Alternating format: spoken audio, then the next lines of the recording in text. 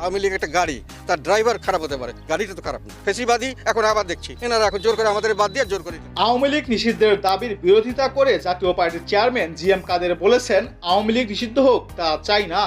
বিকেলে রংপুর নগরীর সেনপাড়ায় নিজ বাসভবন দ্য স্কাই ভিউতে সাংবাদিকদের প্রশ্ন জবাবে তিনি এসব কথা বলেন।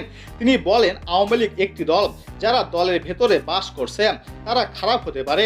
আওয়ামী লীগ একটি গাড়ি, তার ড্রাইভার খারাপ হতে পারে, কিন্তু গাড়িটা তো খারাপ না, তাই আওয়ামী লীগ নিষিদ্ধ হোক এটা চাই না।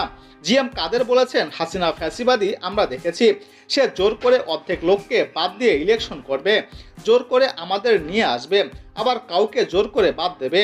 ইনারা জোর করে আমাদের বাদ দিয়ে ইলেকশন করবে। একটি বিশাল অঙ্কের জনগণকে বাহিরে রেখে নির্বাচন গ্রহণযোগ্য হবে না, এতে দেশে স্থিতিশীলতা আসবে না এবং সামনের দিকে দেশ আরও সংঘাতময় দুর্যোগপূর্ণ অবস্থায় চলে যাবে। সরকারের ব্যর্থতা নিয়ে কথা বলায় তার বিরুদ্ধে দুর্নীতির মামলা হয়েছে অভিযোগ করে জিএম কাদের বলেন, আপনারা পারছেন না, অন্য দলকে দায়িত্ব দিন।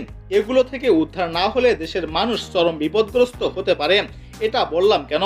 এটা বলাতে তারা ক্ষতিগ্রস্ত হয়েছে, এটা মনে করছে তারা, এজন্য আমার বিরুদ্ধে দুর্নীতির মামলা দিয়েছে।